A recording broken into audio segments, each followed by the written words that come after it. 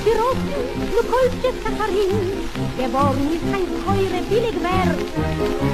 A Leben voller Groschen, a Brute Heinz Pardin, und Ghetto-Händler hat ihr doch gehört. Hey, Citroli, bin das Kind von Ghetto, hey, Citroli, a heftiger dicker Jung. Hat verblieben, Golle, Netto, der lang ist, heißt noch a Trische und a Blut. Hat verblieben, Golle, Netto, der lang ist, heißt noch a Trische und a Blut. A Mantel und a Kragen, sagt ihm und a Rot, a losen Hof, nor soll mir die Schicht, nor werfen mir Bettwagen, zu lachen, oh ja klar, dann in jenen Wellen zu weichen, wer bin ich?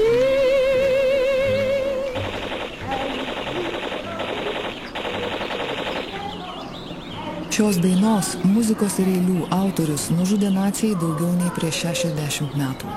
Publika, kuriai ji buvo skirta, išžudyta kone visa iki vieno, taip pat daugiau nei prieš 60 metų. Vilniaus geto žmonės.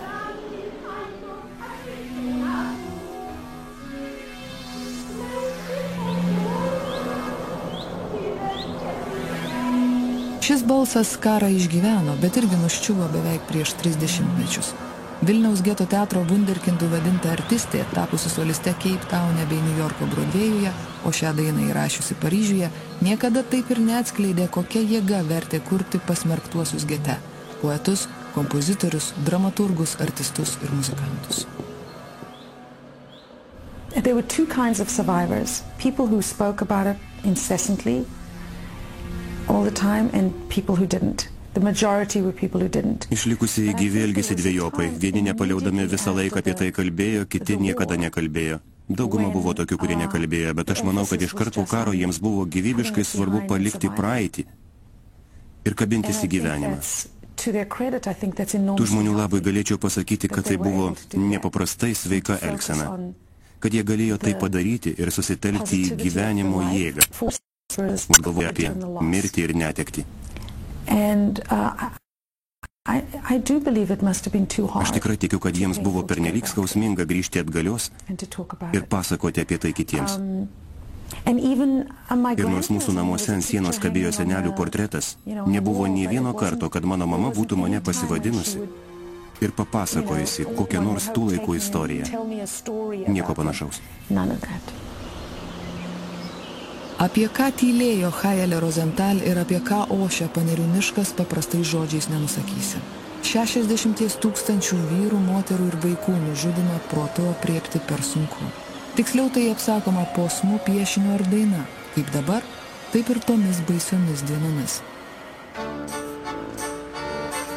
Geografinė prasme Vilniaus getas tai senamiesčio lopinėlis, kur nuo 1941 rudens naciai sugrūdo iš namų išvarytus Vilniaus žydus. Tarp Pylimo ir Vokiečių gatvių, laikinai ir tarp Vokiečių bei Stiklių gatvių atrieštoje erdvėje, veikė lyg mirtininkų kalėjimas, kuriame nyko paskutiniai didžiulės bendruomenės likučiai. Bet tik žinodami geto baigti, dabar sakome, kad bendruomenė gete nyko. O iš tiesų jį ten kabinosi į gyvenimą. Dirbo, lavinosi, mylėjo, tikėjo ir ypač daug kūrė. Gal tik pirmus 3 mėnesius gete apie meną nebuvo nė kalbos. Visi buvo ištikti šoko, nes atsidūrė nežmoniškose sąlygose. Ir pamišę nuo skausmo, nes daugelis buvo atplėšti nuo artimųjų. Panika ir siauba pasėjo žinia, kad visi išvežtieji namiškiai čia pat prie Vilniaus buvo nužudyti, kad jų išniekinti kūnai yra pilnose lavonų duobėse, Paneriuose. Ir štai tuomet, artėjant 1942-iesiams, gete suskambo muzika. Tėvas bandė pažiūrėti, kaip tas numeris praeis. Mama jo prašė, kad nedaryktų šito. Mama naudoja taip pat, kad ne laikas, ne vieta, nėra šeimos, kur nebūtų kas nors žuvęs. Tėvas sako, jis išreiškė savo nuomonę, kad žmonės tiesiog neturi kom kvėpuoti. Suspausti, gyvenagi labai siaurai, jokio išsiblaškymo nieko nėra. Vilniaus geto žydų policijos viršininkas Jakobas Gensas buvo iškeiktas ir už idėją, ir už pirmąjį viešą koncertą, ir už tai, ką dar tik ketino padaryti tam, kad prieš mirdami žmonės prasiblaškytų. Kai pasirodė spektaklio afišos, gete veikusi politinė Genso opozicija, ypač visuotinės žydų darbininkų sąjungos Bundo šalininkai, grasino boikotu. Siaubingomis Vilniaus geto sąlygomis Panerių žudynių šešėlyje šiuo metu toks renginys yra tikra gėda. Tai visų mūsų jausmų įžeidimas. Tačiau mes žinome, kad tikrieji šio vakaro iniciatoriai yra žydų policija. Be to į koncertą turi atvykti svarbūs svečiai vokiečiai. Liuba Levicka, puiki žydų dainininkė, net repetuoja kelias vokiškas dainas, jei saugok Dieve vokiečiai paprašytų. Ar galima daryti teatrą kapuose? Vilniaus geto kronikininkas Hermanas Krukas jau po 3 dienų aprašė rašytojų ir menininkų draugijos įkūrimą, bet šito įžeidimu jau nebevadino. Tapo akivaizdu, kad kuo daugiau mirčių žmonės matė, tuo labiau troško gyventi. Išliko šimtai afišų kviečiančių į profesionalų teatrą, dainų, satyrų, humoreskų, dramų. Per mažiau nei 2 metus pastatyta apie 150 spektaklių. Buvo ponas Durmaškinas, labai gabus chorvedys ir labai geras dirigentas. Ir po trupučiuką pradėjo grinai kultūrinę veiklą. Dainavo Liuba Levicka, jis išpildė puikius, reiškia, klasikinius muzikos veikalus. Ir publika pradėjo plūsti. Ne tik tai, kad eit, publika pradėjo plūsti. Tiesiog vietų nebebuvo. Kolcie papierosy, kolcie sakarin, geworni sankojre bilig ver. Geto teatralai kūrė ir repetavo naktimis po priverstinių darbų, bet kūrė tiek daug ir taip gerai, kad veikia ir buvę priešininkai džiaugiasi, jei gaudavo nusipirkti bilietų į spektaklius. Niekam nerūpėjo patogūs krėslai ar kita prabanga, kurios aišku čia tada nebuvo.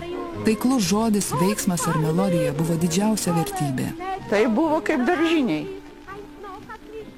kaip jūs suprantat, nes jokių pinigų dekoracijom nebuvo, o viskas buvo padaryta rankom tų pačių artistų, tų jų padėjėjų, savanorių.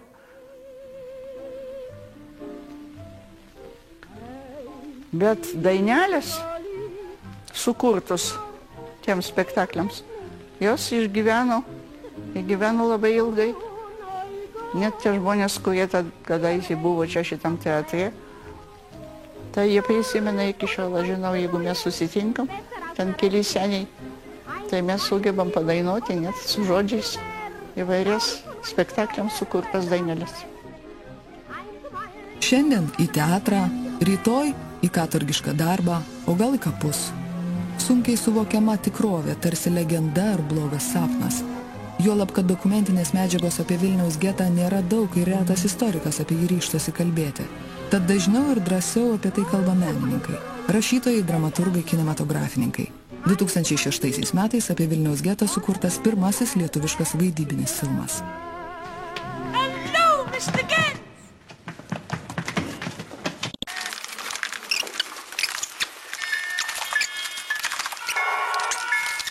Mes labai mažai ką žinome, tik tai tiek, kad girdėjome tą, 3, 4, ar kartais pamatome kažkokį iškabą ant Vilniaus senamiesčio namų. Ir man tiesiog buvo nepaprastai smalsu, kadangi aš gimęs ir augęs Ukmergėje, ten buvo didžiulė milžiniška kolonija. Ir aš gerai nuo vaikystės prisimenu, kad dar aš mačiau žydus, o po to kažkaip jie jau nebetapo, vadinkim, to gyvenimo dalimi. Ir vėliau tik sužinojau, kad visas senamiestis buvo apgyventas žydais ir iki karo, vadinkim, buvo milžiniška kolonija, tame tarpe ir mokyklos, ir švietimo įstaigos. Ir man buvo pačiam labai įdomu, kad jie tiesiog išnyko, vieną dieną jie išnyko. Tai buvo toks pirmas motyvas vidinis.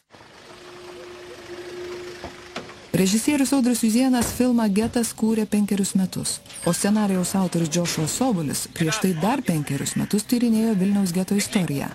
Bet klausimų buvo ir liko daugiau negu atsakymų. Todėl net po ilgamečio triūso titruose jie taip ir neparašė, kad filmas sukurtas pagal tikrus įvykius. Tik paminėjo, kad Džošua Sobolio pjesės motyvais.